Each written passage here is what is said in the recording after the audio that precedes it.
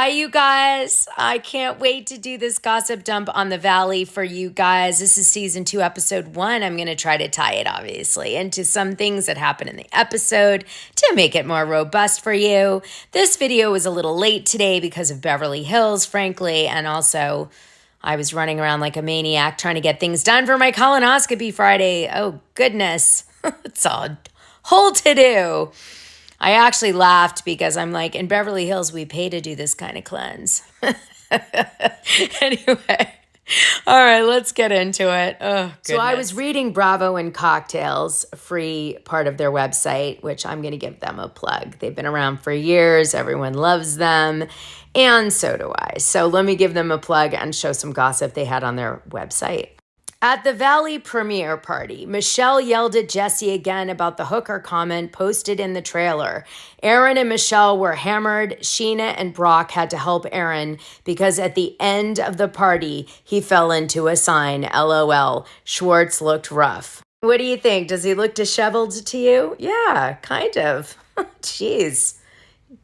Poor guy needs a stylist. I think he lost all his money in that restaurant endeavor that he did with Tom Sandoval. I think that really damaged him financially more than people realize. So then there was a bunch of tea on their website to do with this woman, Jenna Willis, who's a fitness trainer who did, I guess, Kristen Doty and Lala Kent. Let me read you this gossip because it was so good. Jenna is Kristen's trainer too, right? Is she the Jenna that James cheated on Kristen with, aka Smoking Gun Uber? A remnant of it here. Vanderpump Rules cheating scandals. And it says James Kennedy cheats on Kristen Doty with Jenna Willis. And then it goes into all the cheating accusations. Okay, just one more. Jenna is the trainer everyone uses on the Valley. Well, she used to date Michelle's current boyfriend, Aaron. Dun, dun, dun. She filmed with them this season, so I think we'll see her. Well, Michelle is pissed at Britt for being friends with Jenna because she dated Aaron, Michelle's current boyfriend, before the show.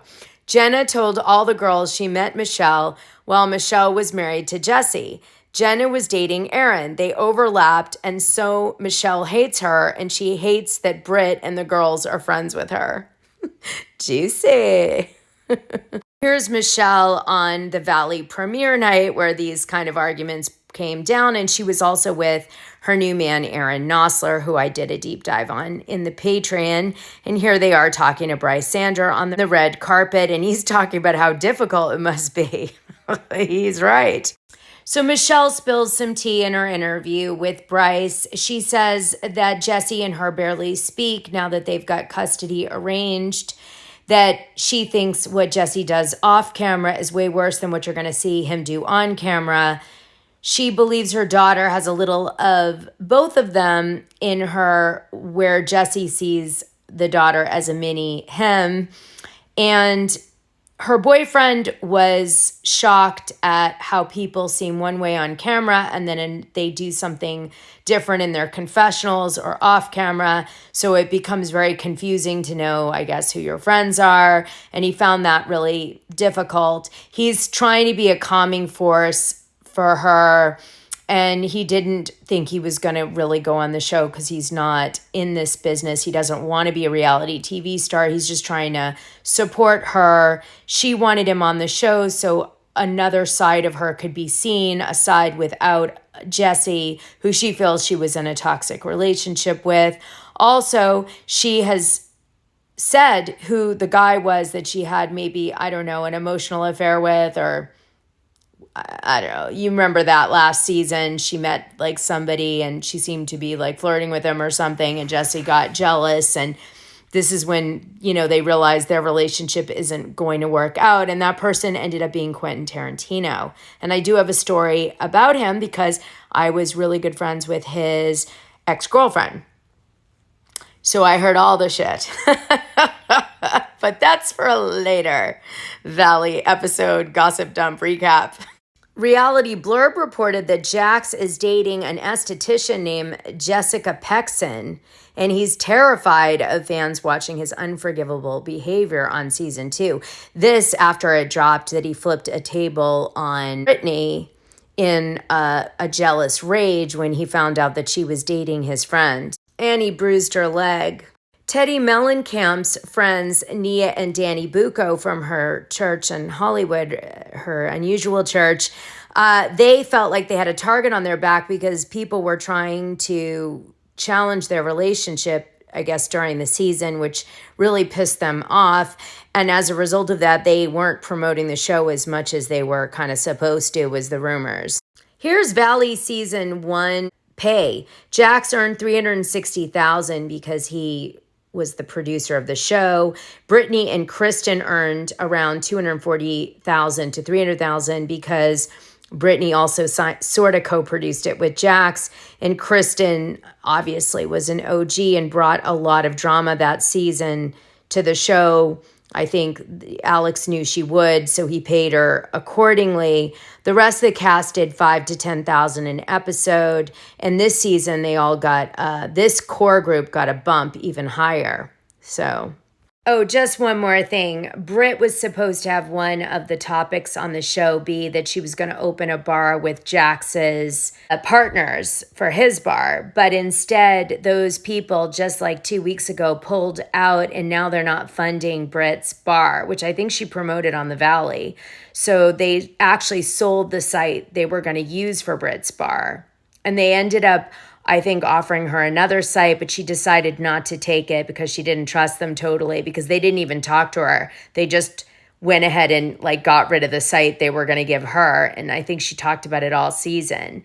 Now, Jax's bar is still there, but obviously, is he still struggling with financial issues? I don't know.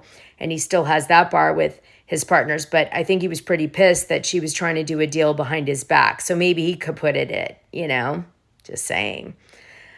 He also has been diagnosed with bipolar and went to rehab, and also started getting medication for his bipolar disorder and maybe depression too. So we're going to see that play out on this season as well, which I guess might explain some of his impulse control and temper issues, resentment, and also why he self-medicated so much. Some people will be more forgiving than others with that. People who have, people that's suffering from bipolar in their life is going to understand it a lot better than people who don't. All right, let's get into today's recap. So we start the show and we find out that Janet has had her baby, and the baby has a little bit of a head issue, so they're reshaping his head, but she loves being a mother. We also find out that Kristen Doty has decided that Janet is dead to her, and she is not going to make up with her no matter what happens.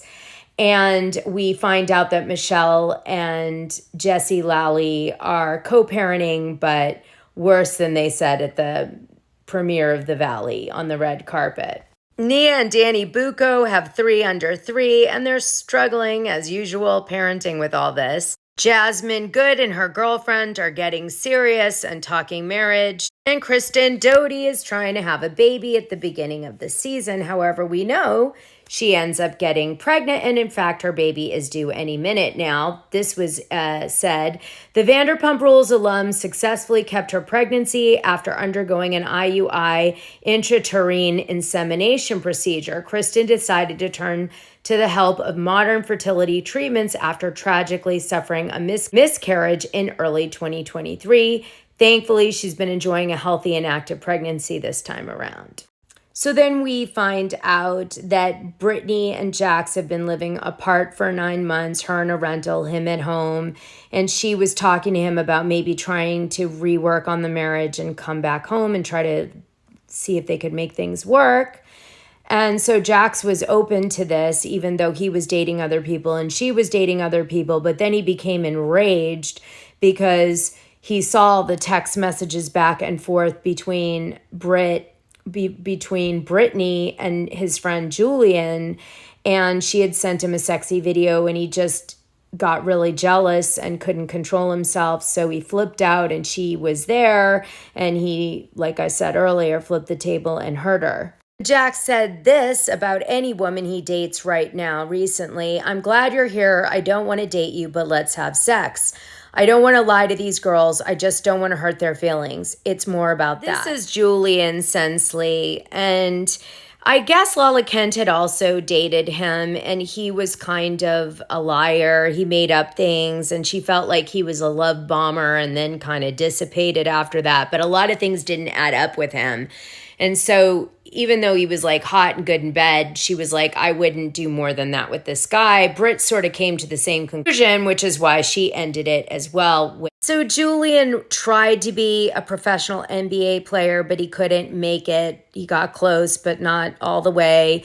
And then he became an actor, and then that didn't really do well. So then he became a bouncer at Tom Tom's, and then he became friends with Jax. But Lala, like I said, had a separate relationship with him, and she introduced Julian to Brittany, and then Brittany started dating him. So that's sort of how that all went down. Now, another bone of contention was whether or not Jax was super close with Julian or not. Brittany said, they weren't, that they were just hanging out in a group setting and they weren't that tight. Jax is like, that's bullshit. She's lying. Here's what was said about that in the after show. Jax claimed on April 15th episode that he and Julian were good friends and had been hanging out all the time, something Brittany refuted in the Above the Valley after show clip. They did hang out sometimes, but like it was always more group stuff, she insisted. They were not like BFFs. It was not like a Tom Schwartz situation. Jax's response to this, that's a complete lie, he fired back, arguing that Julian's daughter called him Uncle Jax. They went to basketball games together, and he'd even helped him sign with his manager. He was over at my house all the time. When he was always having problems, I would go out and hang out with him, Jax said of Julian. So do you think Brittany should have dated Julian or too close for home? Curious in the comments on that one. I already know that Jax shouldn't have thrown the table and hurt Brittany. I don't need that feedback.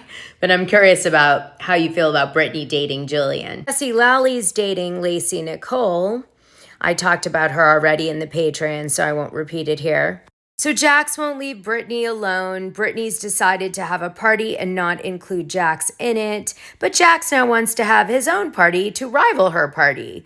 And we're all reminded that Jax is 45 years old, and all the men in this group seem to be struggling with growing up, which is a big LA problem. So Janet doesn't like Zach for some reason. Neither do quite a few people, actually, I found out. But I don't know why, because he seems like a nice enough, funny guy.